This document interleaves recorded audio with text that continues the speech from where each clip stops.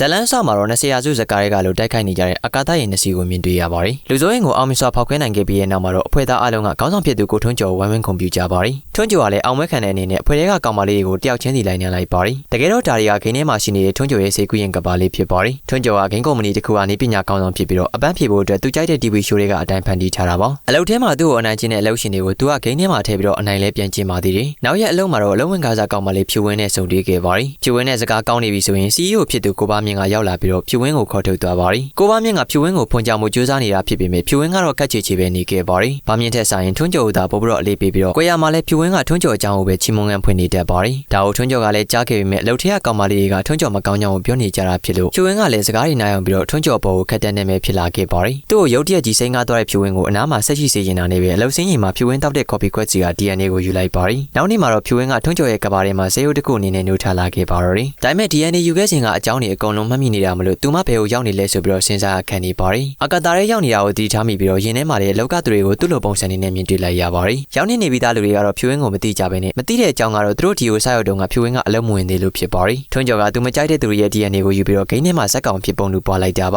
။ DNA ဆက်ဆက်ယူခြင်းတုန်းကအကြောင်းအရာတွေကိုပဲမှတ်မိတာဖြစ်လို့ဖြူဝင်းကိုမသိကြသေးတာဖြစ်ပါတယ်။အပြင်ကသူတို့အစ်စ်တွေအခုချိန်မှာဘယ်လိုနေကြလဲဆိုပြီးတော့မေးမြန်းနေတော့မှထွန်းကျော်ရောက်လာပါတယ်။ဖြူဝင်းကတော့သူ့ကိုယ်သူဂိမ်းထဲကဇက်ကောင်ဆိုတာလက်မခံနိုင်သေးဘဲနဲ့ထွက်ပြေးဖို့ကြိုးစားပြီးမရပါဘူး။ဖြူဝင်းကိုနာမည်တေးပေးလိုက်ပြီးတော့သူခိုင်းတဲ့အတိုင်းနေဖို့ပြောပြီးမြဲလက်မခံတာကြောင့်ထွန်းကျော်ကအပြစ်ပေးတဲ့အနေနဲ့မျက်နှာကိုဖျောက်ပစ်လိုက်ပါတယ်။သူ့ကဘာရဲရောက်နေပြီမလို့ထွန်းကျော်ကလက်ကလေးလှုပ်နဲ့သူတို့အားလုံးကိုလိုထိန်းချုပ်နိုင်နေပါပြီ။စိတ်ကြိုက်ခင်းထဲမှာကစားပြီးတော့နိုင်သွားတဲ့အခါမှာတော့အဖွဲ့ကကောင်မလေးတွေကိုလိုက်ပြီးတော့နမ်းပါတယ်။ဖြူဝင်းကလက်မခံလို့အစမလို့ခွင့်လွှတ်ပေးလိုက်ပြီးတော့နောက်တစ်ခါဆိုရင်တော့အပြစ်ပေးမယ်လို့ဆိုပါတယ်။ထွန်းကျော်ပြန်သွားတော့အဖွဲ့သားတွေကနန်းရုံထက်ပို့လို့မရအောင်ဖြူဝင်းကိုရှင်းပြကြပါတယ်။သူတို့ကဘာရင်ကမှမပါတဲ့အယုတ်လိုမျိုးဖြစ်နေပြီဆိုတာကိုကိုပါမြင့်ကဘောင်းမီချုပ်ပြီးတော့ပြသလိုက်ပါတယ်။သူတို့ကိုဒီလိုဖြစ်အောင်လုပ်ထားလို့ဖြူဝင်းကလည်းစိတ်ဆိုးပြီးတော့လက်စားချေဖို့ဆုံးဖြတ်လိုက်ပါတယ်။ဂိမ်းထဲကကွန်ပျူတာထဲမှာဘာသုံးလို့ရမလဲဆိုတာလိုက်ကြည့်နေရင်လည်း message ပို့လို့ရတာမြင်တဲ့အတွက်အကူအညီတောင်းစာလမ်းပို့လိုက်ပါတယ်။အပြင်ကဘာကဖြူဝင်းစီမှာတော့ဂိမ်း invite တဲ့စာသာရောက်ရှိသွားပြီးတော့ဖြူဝင်းကထွန်းကျော်ကိုမေးလိုက်ပါတယ်။ထွန်းကျော်လည်းရိပ်မိသွားပြီးတော့ဂိမ်းထဲပြန်ဝင်လာကဘယ်သူလောက်တာလဲစင်ပြီးတော့ဖြူဝင်းကတခြားသူတွေကိုထိခိုက်မှဆိုလို့ဝန်ခံလိုက်ပါတယ်။အပြစ်ပေးဖို့လုပ်နေတဲ့ထွန်းကျော်ကိုအရင်ရောက်နေပြီးသားအဖွဲ့သားတွေကအမျိုးသမီးတယောက်ကဝင်ရောက်တားဆီးပါတယ်။ဖြူဝင်းကလူတစ်လေးမို့ခွင့်လွှတ်ပေးပါဘာညာပြောတာမို့လို့ထွန်းကျော်လည်းစိတ်ပြောင်းသွားရပါတယ်။ဖြူဝင်းကိုအပြစ်ပေးမဲ့စာထိုးဝင်ရောက်တားဆီးတဲ့အမျိုးသမီးကြီးကိုပဲတရဝါကြီးတစ်ကောင်အဖြစ်ပြောင်းလဲပေးလိုက်ပါတယ်။ရင်းနီနာမှာအကာတာတွင်းမောက်ကြီးတစ်ခုပေါ်နေပြီးတော့အဲ့ဒီတွင်းမောက်ကြီးကအလိုလို update တင်နေတဲ့ဘာရှင်တစ်ကြောင်ပေါ်လာတာမှဖြူဝင်းကသိရှိသွားပါတယ်။တွင်းမောက်ကြီးတဲ့ကိုသာသူတို့ရင်ကိုခုံဝင်နိုင်တော့ထွန်းကျော်ရဲ့ထိန်းချုပ်ကံပေါ်ကနေလွတ်မြောက်မယ်လို့ကောက်ချက်ချမိပါတယ်။အားလုံးကအဲ့လိုလုပ်ဖို့ဆရာထက်တန်နေပြီမဲ့ကိုပါမြင့်ကတော့ကြောက်လန့်နေပါတယ်။ဒီရင်မောက်ကိုပထမဆုံးရောက်လာတာကကိုပါမြင့်ဖြစ်ပြီးတော့သူကကဘာအစ်စ်မှာတော့ထွန်းကျော်ရဲ့အထက်လူကြီး CEO ဖြစ်ပါတယ်။ဒီကိုဆက်ဆက်ရောက်ချင်းတုန်းကသူသားလေးပါအတူတူပါပြီးတော့ထွန်းကျော်ကသူ့ကိုပညာပေးချင်တာနဲ့သားလေးကိုအာကာတာတွေကိုဗလိုင်းကြီးလွှင့်ပစ်လိုက်ပါတယ်။သူစကားမနာခံရင်သူသားလေးကိုပြန်ဖန်တီးပြီးတော့ဒုက္ခပေးဦးမှာပဲလို့ချင်းချောက်ထားပါတယ်။အခုပုံလူပေါ်ထားတဲ့လူတွေအားလုံးရဲ့ DNA ကိုထွန်းကျော်ကသူ့အိမ်ထဲကရေခဲတစ်တာထဲမှာတင်ထားရမလို့ကိန်းထဲမှာတင်ရင်တောင်မှပြန်လဲအသက်သွင်းလို့ရနိုင်ကြောင်းရှင်းပြလိုက်ပါတယ်။ဖြူဝင်းကတော့အပြင်ကလူစစ်ကိုကူညီတောင်းပြီးတော့ DNA တွေကိုပါဖျက်ဆီးခိုင်းမယ်လို့ကြုံဝါနေပါတယ်။ကိုထွန်းကျော်ဂိမ်းထဲကိုရောက်ရှိလာတော့ဖြူဝင်းကပျောပြည်လို့ပြီးတော့ဂျိုတစ်ခုပေါ်ကိုခေါ်သွားခဲ့ပါတယ်။ရေကန်ထဲမှာရေစင်ကူကြဖို့လုပ်တာမလို့ထွန်းကျော်ကသူ့ရဲ့ထိန်းချုပ်ဆက်ကိုလည်းထားခဲ့ပါတယ်။ထိန်းချုပ်ဆက်ကိုလေရင်စီကိုတယ်လီပို့နီနဲ့ပြန်ပို့လိုက်ကထိန်းချုပ်ဆက်ကိုတုံးပြီးတော့အပြင်ကဘာကဖြူဝင်းရဲ့ကလောက်ကိုဟက်က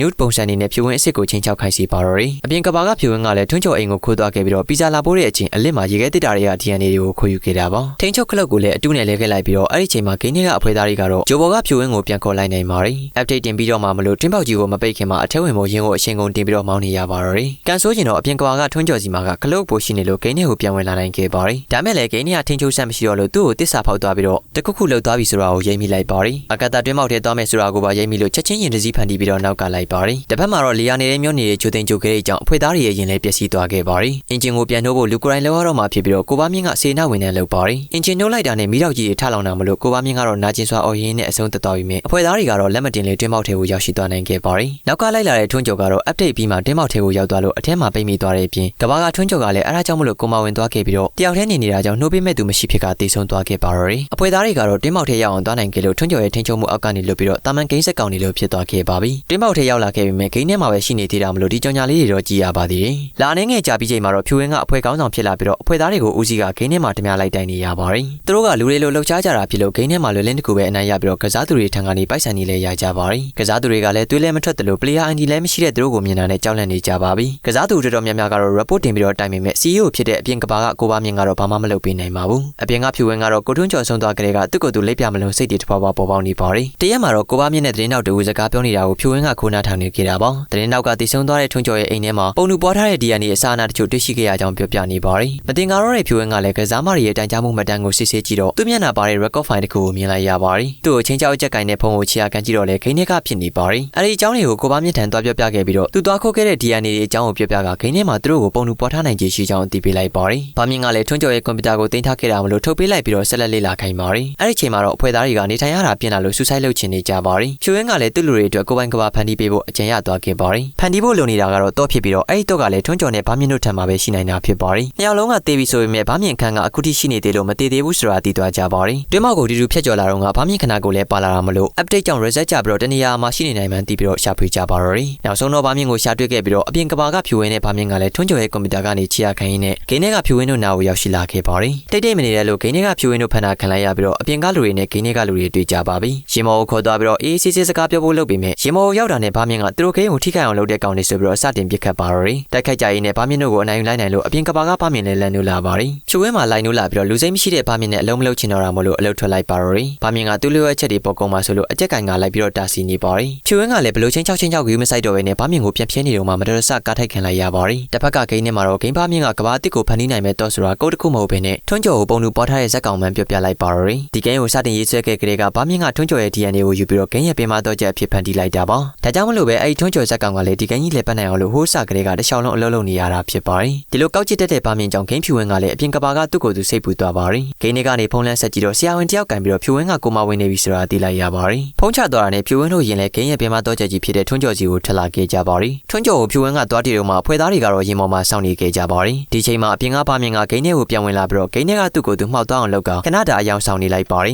ီပြီးတာနဲ့ဂိမ်းထဲကကစားသူတိုင်းထံကိုသူတို့ရင်ရဲ့ဒီနေရာကိုပို့လိုက်ပြီးတော့ထွက်သွားပါတော့ရီတစ်ဖက်မှာတော့ဖြူဝင်းနဲ့တွေ့နေတဲ့ထွန်းကျော်ကဟိုးရင်ကပုံစံဖြစ်နေလို့သူတို့နဲ့တွေ့တော့ငါလောက်မကြမ်းတမ်းသေးပါဘူးထွန်းကျော်ကိုဖြစ်နေတာတွေကိုအကျိုးအကြောင်းပြောပြလိုက်ပြီးတော့သူတို့အတွက်ကဘာတေးတစ်ခုဖန်တီးခိုင်းပါရီထွန်းကျော်ကကိုမဝင်နေတဲ့ဖြူဝင်းရဲ့ကိုယ်တွေကိုဂိမ်းဖြူဝင်းကိုထည့်ပေးနိုင်ကြောင်းပြောပြပါရီဖြူဝင်းရဲ့အဖွဲ့သားတွေကိုလည်းစက်ကြဝဠာတေးတစ်ခုဖန်တီးပေးလိုက်ပြီးတော့အဲ့ဒီမှာနေထိုင်ခိုင်းသွားမှာပါဒါမဲ့လည်းပုံလူပွားပြီးတော့လုံမယ်ဆိုလို့ထွန်းကျော်ရဲ့အကြံကသူတို့ကိုထပ်ပြီးတော့ပွားလိုက်အောင်မှဖြစ်မှန်းသိသွားပါရီထွန်းကျော်ကသူတို့ကိုသူနဲ့တူတူခေါ်ထားအောင်မှလို့ပြောနေလို့ဖြူဝင်းကလည်းစိတ်ဆိုးပြီးတော့ပြောဆိုပါတော့ရီထွန်းကျော်ကလက်ကလေးလှုပ်လိုက်ရုံနဲ့ဖြူဝင်းရဲ့ပါးစပ်တွေပျောက်သွားပါရီဖြူဝင်းကလည်းတီးမခံနိုင်တော့ဘဲနဲ့အနီးမှာရှိတဲ့ခြုံတစ်ခုနဲ့ထွန်းကျော်ကိုပြစ်ပေါက်ကအဆုံးသတ်ပေးလိုက်ပါရီအဲ့ဒီချိန်မှာအပြင်ဘက်ကရင်ကိုလည်းလက်စားချေချင်နေတဲ့ကစားမတွေအားလုံးကတဲကြီးမဲကြီးဝိုင်းကြိုက်နေကြပါပြီပင်မတော့ချက်ကြီးဖြစ်တဲ့ထွန်းကျော်ကလုံးကလည်းတေးသွားအောင်မလို့ဂိမ်းကလည်းသူ့ဘာသာအလိုလျောက်ဖြစ်ပြနေပါပြီအဲ့ဒီချိန်မှာပဲဖြူဝင်းကလည်းထွန်းကျော်ပြောသွားတဲ့အတိုင်းသူ့ရဲ့အပြင်ကကိုယ်တွေကိုဂိမ်းထဲကသူ့ကိုယ်သူပြန်ထည့်ဖို့ဖိုင်နေထည့်နေရပါရီကန်ကောင်းဆောင်နဲ့ပဲဂိမ်းတစ်ခုလုံးပြတ်သွားချိန်မှာတော့ဂိမ်းထဲကဖြူဝင်းကအပြင်ကကိုယ်တွေကိုရောက်ရှိသွားခဲ့ပါပြီအဲကအဖွဲ့သားတွေကလည်းစက်ကြဝဠာအသစ်စီကိုရောက်သွားရမှာဆိုပေမဲ့ဂိမ်းကတစ်ခုလုံးပျက်စီးသွားတာမလို့ဖြူဝင်းရဲ့အုံနောက်ထဲပဲရောက်သွားကြပါရီဒီသတင်းကိုအပြင်ကဖြူဝင်းစီကိုသတင်းစကားပါလိုက်ကြပြီးတော့ဖြူဝင်းကတော့ခဏကိုအစ်စ်နဲ့နေရပြီမလို့အပြော်ကြီးပြောနေပါရီသူဘာလို့ရင်ထဲကလူတွေကမြင်နေရမှာဖြစ်လို့တယောက်နဲ့တယောက်ရေနံတူးတာဖြစ်ဖြစ်ရေချိုးနေရင်ဖြစ်ဖြစ်မျက်စိပိတ်ထားကြဖို့တောင်းဆိုထားပါရီအပြန်လန်နေနဲ့ဖြူဝင်းကအဖွဲ့သားတွေကြိုက်တဲ့ TV show ကိုပြသပေးပါရီသူကောင်းတဲ့ရောက်နေတဲ့အဖွဲ့သားတွေကိုတခြားနေရာစီထုတ်ပေးနိုင်အောင်ကြိုးစားမယ်လို့ပြောနေပြီးမြဲတကယ်တမ်းမှာတော့အိတ်လိုက်စားလိုက်နေပဲအချိန်ကုန်နေနဲ့ဇလန်လေးကလည်းပြီးဆုံးသွားခဲ့ပါရီလူကြီးမင်းတို့လည်းတယောက်နဲ့တယောက်ချစ်ကြိုက်တော့မယ်ဆိုရင်ဖြူဝင်းလိုလူမျိုးလားဆိုတာအရင်စစ်စစ်ကြည့်ကြပါမဟုတ်ရင်တော့အုံနောက်ထက်ကလူလေးတွေကလူကြီးမင်းတို့ရဲ့ဖော်ကီကြီးကိုပဲထိုင်ကြည့်နေကြပါလိမ့်မယ်အစုံကြီးကြည့်ရှုပေးလို့ကျေးဇူးတင်ပါရီ